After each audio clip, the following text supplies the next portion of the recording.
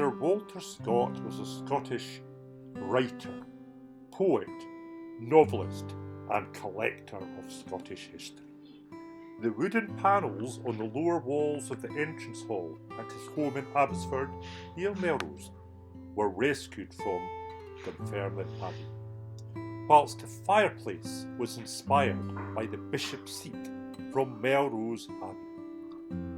Around the wall are coats of arms and shields representing his ancestors and borders families such as the Kerrs, the Armstrongs and the Elliots.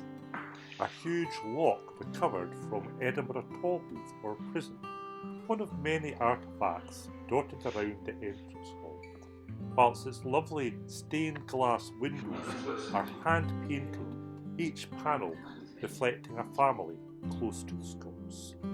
The chair and desk in his study are the very ones at which he sat when he wrote books such as Waverley or Ivanhoe. Scott was a trusting man who allowed people to use his name for loans. In 1826, a financial crash meant he lost everything, having to work 20 hours a day for the rest of his life to repay debts. An octagonal room in the corner of his study is a speakabout, a soundproof room where as a lawyer he could meet with clients. The wall to the room opens out like a safe. Moving on, we come to the library, where there are 7,500 more very valuable books dating back to the 15th century, many reflecting the occult. There is a letter from Jacob Grimm, one of the Grimm's brothers, with a copy of this first volume of fairy tales. Washington Irvine, who had visited, sent books, as did Lachlan Macquarie, the governor of New South Wales and father of Australia. The ceiling of the library was modelled on Roslin Abbey. Looking out the front, you see the garden. Formerly, you would have seen the River Tweed. However, Scott had this diverted when he had the house built in the 1830s. There are so many items of interest in the house.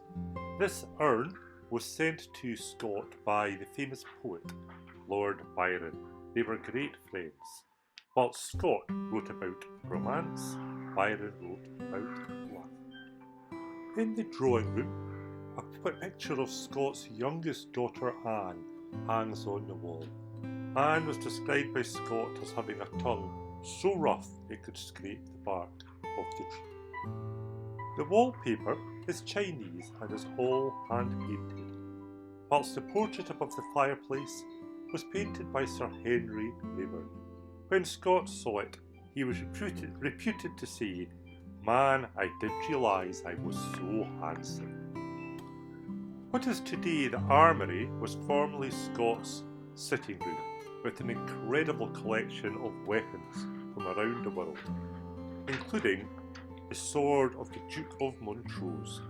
Scott believed it to be the finest piece in his collection.